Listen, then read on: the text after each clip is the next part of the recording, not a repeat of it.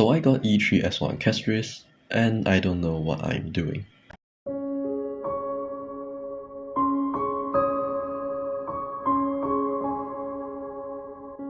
Now you might be wondering why I would get E3 castorice, because she only needs to be on E2 to be very good. So why go for the extra idol? Well, to explain things, we'll have to take the story back to around 2 to 3 weeks ago. So back then I only had E1 S1 castorice, and if you watched my previous video, you would know that I saved up 20,000 or 21,000 stellar jades and around 20 tickets to pull for castorice. And I did manage to get castorice along with her signature light cone. We don't talk about Zila here.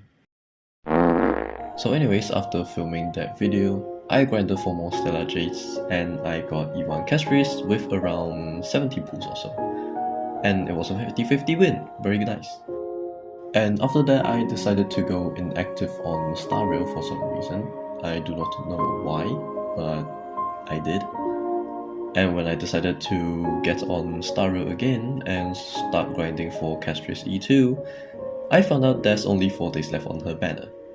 So I started by doing the most reasonable way to grind for stellar jades, which is speedrunning the Trailblaze mission. But it doesn't get you quite a lot of stellar jades, it gets you quite a decent amount. And this Trailblaze mission was around 8 hours, I don't know, it was very long. And after completing the Trailblaze mission, I got some stellar jades. And after that I decided to look through the events tab, and I found out that I have a lot of old events that were incomplete, which gave me another way of grinding stellar jades, which is completing these old events. And there was even one event where it was like a Pokemon event where you use the monsters to fight the monsters. I don't know. So after doing the events, which was that Pokemon event and then March 7 fighting event and also a Luca fighting at Lawful event. Yeah, and I also did like the event with the scary eyeball. So after grinding for those events, I managed to gather up enough stellar jades to do a few pulls. But by the time that I have already gathered up these pulls, like these stellar jades, it was already on the last day of her ban. So it was all or nothing. At that time, I was only on around 17 PT on the banner, and after adding up my math together, I came to a conclusion that even if I use everything, I could not even reach soft pity, which is 75 pulls. So with that in mind, I just poured everything in, and I hope to get castorice early. So starting with the stellar jades, I did 20 pulls, and I got my PT to 37, still nothing. So I decided to use the yellow thing, whatever it is.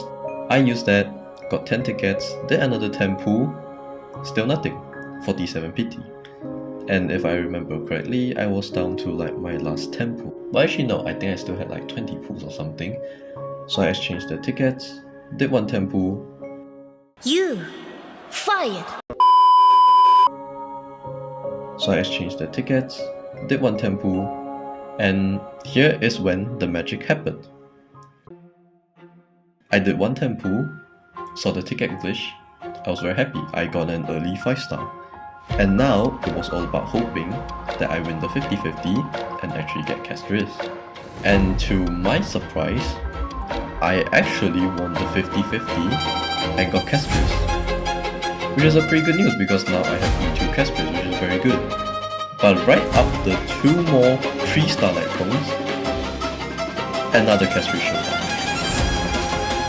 Yes, I got 2 early 5 stars, both 50-50 wins, at 47 PT. This was like very crazy for me, because I have played Genshin in the past, and I've also played Star Rail for a while now, and I have never gotten a double 5-star before. Well, the closest to a double 5-star that I can get is just like getting a 5-star in one 10 pull. And the pull count between the 5-star I got and the previous 5-star I got were like within 10, so they could technically count as a double 5-star in the 10 pull. But still though, I'm still very surprised that I managed to get a double 5-star. and it's both a 50-50 win as well. And I was so surprised that I went ahead and did some calculations of the probability of getting this. So with my very broken maths, I've calculated that the chance of this occurring is very low. And after that, I went ahead and grinded more relics for Castorice, and now she is on a pretty decent build with 9000 HP, 45 crit rate, 214 crit damage. And since Castorice is like my first E3 S1 5-star, I wanted to see how she would perform in the big three, which is the Apocalyptic Shadow, Pure Fiction, and of course floor 12 of Memory of Chaos. And I went ahead and did Apocalyptic Shadow. So Apocalyptic Shadow was actually quite easy, there was no problem at all, and I got 3-star fairly easily. And I even got like 6,800 score, which is like my personal best. I've never gotten one that high before. So after doing Apocalyptic Shadow, I decided to go ahead and do Pure Fiction. So after looking at the enemy lineup, there's Flame Reaver and Kafka. So obviously, Castorice is going to be handling Flame Reaver since Flame Reaver has Quantum Weakness. And looking at Kafka, she has Physical and Imaginary Weakness. So my first thought is that, oh, the Herta won't work here because she can't Weakness Break. Even though the Herta doesn't really rely on Weakness Break to deal damage. But I still had that mindset for some reason, I do not know why. You fired. So instead of using the Herta, I decided to use Firefly. The plan was simple: apply weakness, weakness break, and boom, big damage. But the only problem is that I did not have Ron May, so I had to change my Remembrance Trailblazer into Harmony Trailblazer. And while I could go to like the new shop to trade for Ron May, I don't think that's actually quite worth it though. So anyways, since Remembrance Trailblazer is being moved to Firefly's team as Harmony Trailblazer, that means Castorice's team is going to be down by one team member, and it resulted in a very cursed team. Like, look at this team. We have Castorice, and then we have Jingliu and Blade, and then we have Gallagher for healing. Like I said, I may have E3 S1 Castorice, but I have no idea what I'm doing. All I know about Castorice is that your teammate's HP go down, her ult goes up. Your teammate's HP go up, her ult goes up. Which is why I put in Jingliu and Blade there. So I went ahead and did Pure Fiction, just to realize that my Firefly absolutely sucks. Like, she can't even defeat the sun-looking lion thing. And throughout the whole first half, she only got 22,800 points. I fought the second half as well, and I only got 49,720 points total. That's not even enough for 2-star. So with some simple maths, we can also tell that Castorice only got 26,920 points, which is not acceptable for a character that's E3 S1. But back onto Firefly's team, I mean, I can understand why she sucks so much because, well, first of all, I have no Ron May, and my support characters are... Well, let's not talk about that. But anyways, my Firefly speed is only at 160, while the recommended is 168, and her break damage is only at 220, while the recommended is 250 or above. So instead of switching team comps, I decided that it is a good idea to go ahead and grind for more relics. And thanks to the 2nd anniversary ×3 relics event, I get to grind more relics. So anyways, I ran out of ×3 relics and I decided to go to Divergent Universe and grind for Remembrance Trailblazer's Planet Ornaments instead. And yes, I do have a save file called Volux Vomit ×12. I do not know how it happened. Polus just managed to vomit 12 times before exploding. So anyways, with my final 50 Trailblaze power, I managed to get... I went back to do Pure Fiction, and I decided that I will ignore Weakness Break this time around and use the Herta for first half. And everything went very well. The Herta got 36,000 points total, and Castorice got 35,000 points total.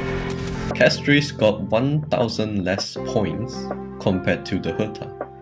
If I were to show you the whole footage of me fighting Flame Reaver on the second half with Castorice, well, I'm sure anyone could just notice the mistakes I made. I myself probably wouldn't notice what mistake I made. Like the title said, I have E3 S1 castorice, but I have no idea what I'm doing. So after clearing pure fiction with ease, I'm moving on to Memory of Chaos 412. After looking at the enemy, I decided to use castorice to fight the first half, which is basically getting castorice to ask her sister to fight herself. But it went very well though. I managed to 2-cycle the first half, and for the second half, Herta did very well as well, 4 cycles only. I mean, it's not as good as castorice, but it's understandable since castorice is on E3 S1. And with that, I got 6 cycles total, which is another personal best for me. I mean, I think I expect myself to be able to like 6 cycles it, because I have no idea what I'm doing, but I managed to do 6 cycles it anyway, so it was pretty great. And that's pretty much it for this video. I just wanted to share about how I got E3 S1 castorice and showcase how she does in the big tree. And it's quite surprising though, because I have no idea what I'm doing, but I still managed to 3-star all 3 of these. It just goes to show that how much eidolons could affect a character's performance. But support characters are more important though, build your support characters.